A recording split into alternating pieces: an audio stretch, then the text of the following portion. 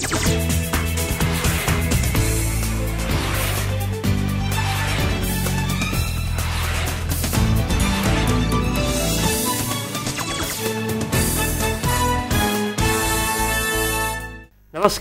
आदरणीय दर्शकबिन, कार्यक्रम इमेज संवादमा यहाँहरूलाई हार्दिक स्वागत छ। कार्यक्रममा आज धेरै भूमिका नबाँधिकन सीधा प्रवेश गर्न चाहन्छु।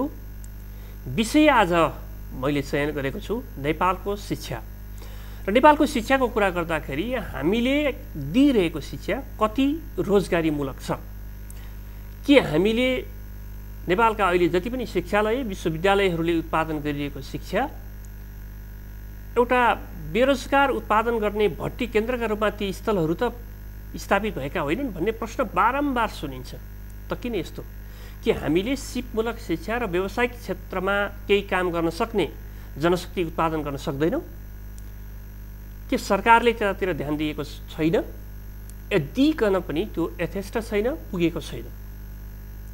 त्यसो भने औपचारिक भन्दा बाहिर रहेका अनौपचारिक क्षेत्रमा रहेका त्यस्तै सिप क्षमता र व्यवसाय गरेर बसिरहेका मानिसहरूलाई हामी औपचारिक क्षेत्रमा त्यसलाई मान्यता दिएर कसरी तान्न सक्छौँ? आजको हाम्रो कार्यक्रमको केन्द्रबिन्दु यो हुनेछ। र आज हामीसँग हुनुहुन्छ नेपालको प्राविधिक तथा व्यावसायिक शिक्षामा सुरुवाती कदम चाल्नुभएका र लामो समय त्यसमा काम गरेर आफ्नो केस पनि पकाउनुभएका एकजना शिक्षाविद डाक्टर सुरेशराज शर्मासँग आजको कार्यक्रम केन्द्रित हुन्छ। डाक्टर, कार्यक्रम स्वागत छ। हजुर, नमस्कार। मलाई राम्रो मौका भयो तपाईँसँग कुरा गर्नलाई। यो नेपालको शिक्षाको कुरा गर्दाखेरि मानिसहरूले थुप्रै टिका टिप्पणी गर्छन्। हामीले दिएको शिक्षा, हाम्रो लगानी कता कता बेरोजगारहरूलाई उत्पादन गर्ने क्षेत्रमा पो हाम्रो लगानी बढी भयो कि किन हामीले रोजगारमूलक शिक्षा दिन सकेनौँ भन्ने विषय धेरै ठाउँमा टिप्पणीहरू सुन्न पाइन्छ। साँच्चीकै हाम्रो शिक्षा त्यतै केन्द्रित छ या यो टिप्पणी अलि बढी भएको? शिक्षाको साँच्चैको सुरुवात भएको चाहिँ हामी कहाँ धेरै भएको छैन।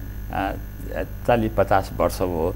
त्यो बेलामा चाहिँ शिक्षाको अवसर मात्रै दिउँ, किनभने शिक्षित व्यक्ति नै धेरै भएन। नेपालको मुलुकलाई नै हाँक्नको लागि शिक्षित व्यक्ति नै भएन, अलि पुगेन भनेर हामी त्यो बेलामा सुरु गऱ्यौँ। त्यो सुरु गर्दाखेरि चाहिँ तपाईँको जोड केमा थियो त भन्दाखेरि रोजगारीमूलक शिक्षामा जोड भन्दा पनि तपाईँ शिक्षा मात्रै लिनुहोस्। पहिले रोजगारी त्यति शिक्षा भएको मान्छेले रोजगारी त तुरुन्तै पाउँथे त्यो बेलामा। अनि त्यो अवधारणाबाट सृजना भएको जुन शिक्षा नीति छ त्यो नीति त्यही नै चलिरहेको छ अहिलेसम्म पनि। शिक्षा नीति चाहिँ अब हामीलाई रोजगारी धेरै मान्छेहरू अब योग्यता भएको भए त्यतिका योग्यता भएको मान्छेमा त्यति योग्यता भएको मान्छेलाई रोजगारी छ त भन्ने कुरा चाहिँ त्यो बेलामा सोचिएन।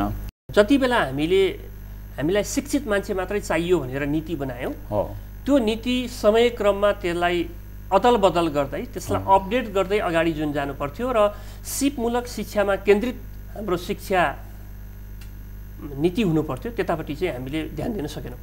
प्राथमिक विद्यालय, माध्यमिक विद्यालय, विश्वविद्यालय बनाउने संरचनातिर चाहिँ हामी लाग्यौँ, औपचारिक शिक्षातिर।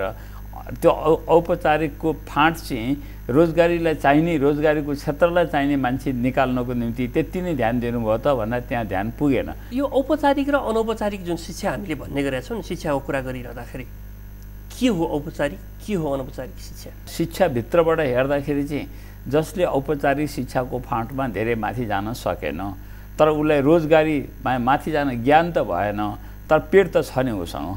पेट भएको हुनाले पेटलाई त नकमाइकन त खान पेट भर्न सक्दैन। आफ्नो मात्र होइन कि परिवारकै पेट भर्नुपर्छ।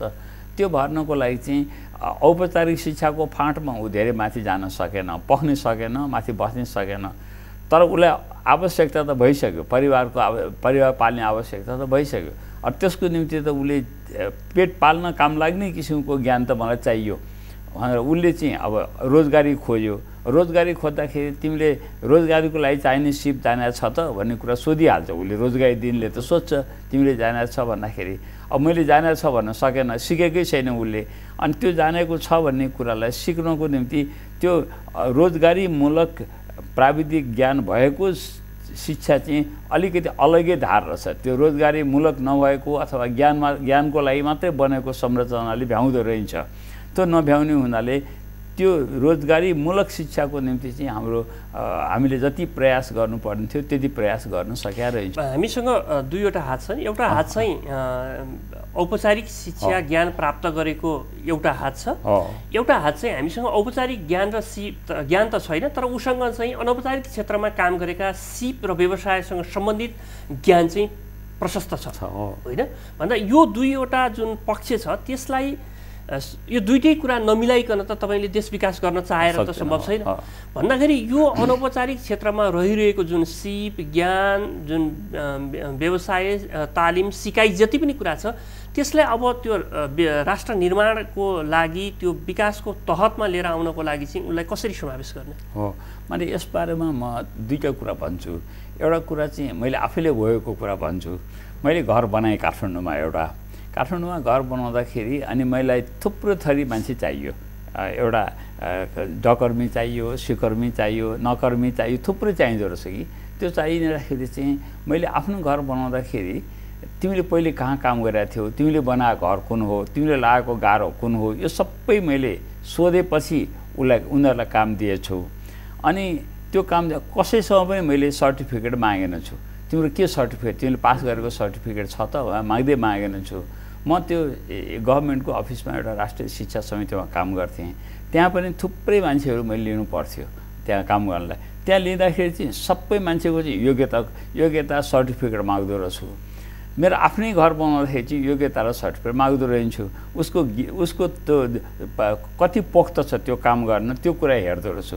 भने मेरो भूमिका त जोसँग सिप छ त्योसँग सर्टिफिकेट छैन, जोसँग सर्टिफिकेट छ त्योसँग सिप छैन। यो त मेल भएन है। यो अलिकति मेल नभए हुनाले त मैले नि नीति निर्माण गर्ने ठाउँ म बसेको छु। त्यस कारणले अब सिप भएको मान्छेलाई पनि त्यो तिमीसँग यो सिप छ कि छैन म त्यसको परीक्षण गर्छु। सिपको एउटा त्यो सिप परीक्षण गरिसकेपछि ऊ पास भएपछि तिमीले सिप जाने छ भनेदेखि तिमीलाई सर्टिफिकेट दिन्छु। त्यो सिप परीक्षणको अध्यक्ष पनि मै भएँ र त्यसलाई मान्यता दिने लोकसेवा आयोगसँग मान्यता दिने पनि मै भएँ। त्यसलाई मान्यता पनि गरेँ। अनि अर्को चाहिँ मैले 4-5 ठाउँमा ट्राई गरेँ। एउटा चाहिँ अलिक पिछडिएको ठाउँ ट्राई गरेँ, धेरै पिछडिया भयो भने कि अब धनकुटातिर ट्राई गरेँ एउटा। अर्को चाहिँ जिरीमा ट्राई गरेँ। मैले ट्राई गरेको ठाउँमा चाहिँ बाटो पुगेको थिएन कहीँ पनि, त्यो बेला जिरीमै पुगेको थिएन। अनि अर्को चाहिँ दुर्गम ठाउँमै पनि ट्राई गर्छु भने जुम्लामा ट्राई गरेँ। मैले ट्राई गरेको अब काठमाडौँमा सहरी क्षेत्रमा पनि ट्राई गरेको छ मैले। तर त्यहाँ ट्राई गर्दाखेरि पुग्दैन भने कतिको पुग्दो रहेछ म आफै गएर हेर्छु। वहाँ त्यहाँ जाँदाखेरि अनि विदेशीलाई पनि अनुरोध गरेँ हामीले यो बनाउन हेल्प गर्नुहोस् न भनेर उनीहरूले पनि मद्दत गरे र सबै ठाउँमा हामीले बनायौँ। मैले 8-10 वटा बनाएँ त्यो बेला। जति बनाइयो त्यो अहिलेसम्म वास्तवमा काम पनि राम्रो छ। त्यसले जति उत्पादन दिइरहेछ त्यो राष्ट्र विकासमा चाहिँ केन्द्रित पनि छ। त्यसो हो भने हामी केलाई योग्य भन्ने र केलाई योग्यता भन्ने त्यसको निर्धारण चाहिँ कसरी गर्दा रहेछौँ? अब योग्य भन्नेमा चाहिँ अब हामीले यो सिप भएको कामलाई चाहिँ मान्यता त्यसलाई चाहिने जति डिग्निटी दिन सकेका रहेछ। हामीले सिप छ ज्ञान छ ऊ काम गर्न सक्छ तर मान्यता पुगेन उसलाई। अनि मान्यताको पछि लाग्दै उसले आफ्नो काम चाहिँ छोड्दै गयो, मान्यताको पछि पो लाग्न थाल्यो। त्यो पनि भएको रहेछ धेरै ठाउँमा, मान्यता चाहिँ धेरै कम भएको रहेछ त्यस्तोलाई। अनि मलाई कस्तो पनि पर्यो भनेदेखि अब इन्स्ट्रक्टर बनाएर पठाएँ मैले केही मान्छेलाई। ऊ भन्दा त्यहाँ त्यो इन्स्ट्रक्टरको क्वालिफिकेसन नभए पनि त्यो काम गर्नको निम्ति पोख्त छ। अब काठमाडौँमा असाध्यै राम्रो छ, पल्टीमा पनि राम्रो छ। त्यो मान्छेसँग चाहिँ एकाडेमिक क्वालिफिकेसन छैन। अब त्यसलाई पनि मैले इन्स्ट्रक्टरमा युज गर्नु पर्यो। प्र्याक्टिकल गर्नको निम्ति तिम्रो इन्स्ट्रक्टरलाई पनि म इन्स्ट्रक्टरको योग्यता मान्छु। यो सबै कुरा गर्दाखेरि त्योसँग त्यहाँको राम्रो भएको कारण चाहिँ त्यो थ्योरिटिकल कुरा पढाएर धेरै कुरा जानेर होइन कि हामीले के गरेका थियौँ भनेदेखि 70% टाइम चाहिँ तिमीले सिपसँग नै बिताउनुपर्छ। बाँकी रहेको 30% मात्रै तिमीले थ्योरिटिकल ज्ञानको लागि गर्नु। किन तिमीले थ्योरिटिकल बाटो छोड्यौ। अब तिमी प्र्याक्टिकलबाट नै रोजगारी पाउने बाटोमा लागेका छौ। प्र्याक्टिकलकै अनुभवलाई चाहिँ हामी भ्यालु गर्छौँ। परम्परागत र आधुनिक शिक्षा अनि जब टाइटलको कुरा गर्ने भने त्यसमा भिन्नता चाहिँ के डाक्टर साहबले के अनुभूत गर्नु? होइन, यो अलिकति हामीलाई के गाह्रो छ भनेदेखि टेक्नोलोजी असाध्यै चाँडो हिँडिरहेको छ अहिले। यो मोडर्न टेक्नोलोजी चाहिँ त्यो ट्रान्सफर अफ टेक्नोलोजी टाइममा हुनुपर्छ।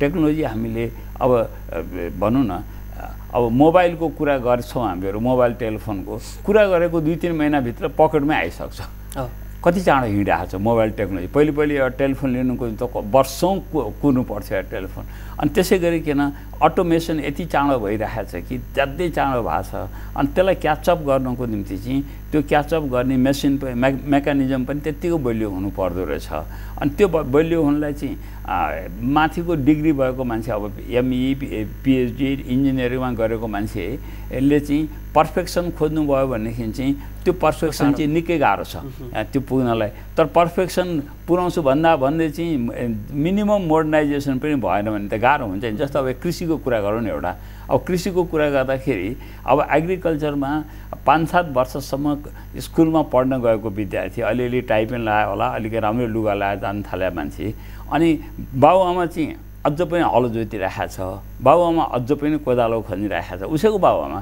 खनिरहेको छ तर छोराछोरी 7-8 वर्ष स्कुलमा पढ्न गएको छोराछोरीले लो कोदालो लिएर जा भन्ने मान्दो रहन्छ ऊ अनि ल हलो लिएर जा भन्दा मान्दो रहेछ भारी बोक्न जा भने आफूले गरिरहेको छ तर छोराछोरीलाई त्यति गराएको त्यही 7-8 वर्षले नयाँ कुरा पनि धेरै सिकेको छैन अब अर्को कमाउने कुरा पनि सिकेको छैन पहिले कमाउने बाबुआमाले कमाउने कुरा पनि ऊ त्यहाँ जान चाहँदैन अनि त्यो बेलामा के गर्नु पर्थ्यो त भन्दाखेरि अब उसले कुन काम चाहिँ गर्थ्यो भनेदेखि नि पावर टिलर भयो अथवा यो ट्र्याक्टरहरू भनौँ अथवा मोडर्न टेक्नोलोजीको कुरा अब त्यो ट्र्याक्टर माथि बसेर यसो ट्र्याक्टर हाँक्न पायो भने त फेरि दङ्ग छ ऊ तर पहिलेको हलो जोत्न मात्रै दङ्ग छैन भनेपछि हामीले पछिल्ला दिनमा विकास भएका प्रविधिलाई कामसँग जोड्न नसक्नु चाहिँ नेपालका पक्षमा कुरा गर्ने भने त्यो चुनौतीपूर्ण कुरा रह्यो अनौपचारिक क्षेत्रमा रहेका मान्छेहरूलाई जुन मान्यता दिने हैन उनीहरूलाई चाहिँ लिएर आएर उनीहरूको सिप र ज्ञानलाई पनि एउटा खालको स्ट्यान्डर्ड मेन्टेन गरिदिने जुन कुरा गरिरहेको थियो यो मान्यता दिने यसको प्रमाणपत्र दिने निकाय चाहिँ कुन हो राज्य हो समाज हो कुनै विश्वविद्यालय हो या कुनै चाहिँ तपाईको विशेषज्ञ हो यो अत्यन्त जटिल कुरा छ यो माने जटिल कुन सेन्समा भनेदेखि यो हामीहरूका मेलमिलाप गरेर पढ्नलाई कार्यक्रम चलाउनको निम्ति आफ्नै विभागहरूभित्र पनि संयोजन हुन गाह्रो रहेछ अब जस्तो अब शिक्षाभित्र पनि अब प्राविधिक शिक्षा भएको र युनिभर्सिटीको शिक्षाको बिचमा पनि मेल खाइरहेको छैन त्यहाँ पनि भएको छ त्यो मात्र होइन कि एउटा विभाग र अर्को विभागको बिचमा पनि मेल खाइरहेको छैन अब यसमा अब श्रम विभागको दायित्व श्रममा शोषण नहोस् श्रममा परिपक्वता आओस् श्रमको कारणबाट त्यो उत्पादन गर्ने क्षेत्रको उत्पादनशीलता पनि बढोस् त्यो भूमिका श्रमको पनि त्यत्तिकै छ उद्योगको पनि त्यत्तिकै छ रोजगारी उसले दिने हो यो मान्छेले मैले खोजेको कुरा जानेकै छैन म रोजगारी कहाँ दिन सक्छु उहाँ उसले भन्ने तर त्यो भूमिका जान्नको निम्ति त्यो मान्छेले जाने छ कि छैन भन्ने कुरा परीक्षण कसले गर्ने त भने अब कसैले भन्छ शिक्षाले गर्ने भनेर कसैले के भन्छ भने होइन शिक्षा उद्योग र श्रम तिनटै मिलेर गर्नुपर्छ यो यो यो यो श्रममूलक शिक्षाको निम्ति चाहिँ तिनटै मिलेर गर्नुपर्छ त त्यो तिनटा मिलेर गर्ने संरचना चाहिँ नेपालमा बन्नै सक्दो रहेछ माने मिल्दो रहेछ भनेपछि तपाईले समन्वय गरेर गर्नु भएन भने चाहिँ यसको परिणाम प्राप्त हुन सक्दैन समन्वय हुनु चाहिँ अत्यन्तै जरुरी छ यसमा अब